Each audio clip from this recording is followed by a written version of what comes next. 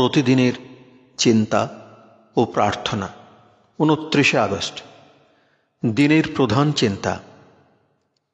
এই জগতের সর্বানন্দময়ী জননী কখনো তাঁহার সন্তানদের বিষণ্ণ মুখ দেখিতে চান না।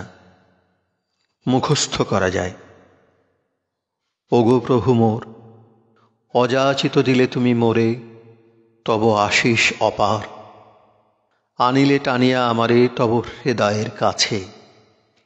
এ জীবন মোর উঠিল ভরিয়া তোমার করুণার দানে, হারাইল কুল সেজে ওহে প্রেমময়, লোভিয়া তোমার অশেষ সম্পদ।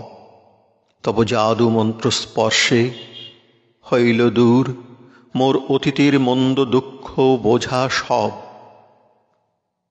উপদেশ। বিষাদ নৈরাশ্য আমাদের স্বাস্থ্যের ও সুখের হানি করে, এ সকল বড় অনিষ্টকর।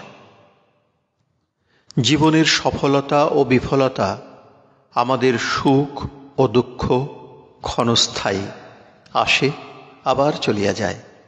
আমাদের উচিত এ সকলকে প্রশ্রয় দিয়া নিজেদের আনন্দে আঘাত না করা। একবার সূর্যের দিকে তাকাইয়া দেখো, সূর্য কিসের প্রতীক? সে আনন্দ ও আলোকদাতা। তাহাকে দেখিয়া আমরা কি শিখিব? কিভাবে আত্মার আলো পথ খুলিয়া আমাদের সমস্ত সত্তাকে দীপ্তির প্লাবনে ব্যাপিয়া ভরিয়া দিবে।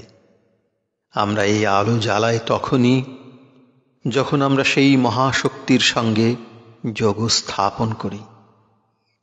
সেই শক্তি আবার আমাদের ভিতর দিয়া নিজের দীপ্তি প্রকাশ করে এবং আমাদের রক্ষা করে।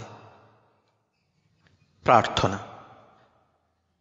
আমার ভিতরে যিনি ভগবৎ সত্তারূপে বিরাজ করিতেছেন, তিনি যেন আমাকে দিব্য বুদ্ধিতে উদ্বুদ্ধ করেন। তিনি যেন আমার হৃদয়ে নব উৎসাহ ও আনন্দের আলো প্রজ্বলিত করেন। আনন্দের সেই আলো যেন আমার সকল বিষাদ ও অন্ধকার দূর করিয়া দেয়। আমার জীবন যেন অন্য সকলের জীবনে আনন্দ আনিতে পারে এবং সেই জীবন যেন ক্রমে ক্রমে প্রভুর প্রেম ও আশীর্বাদের আরও যোগ্য হয়।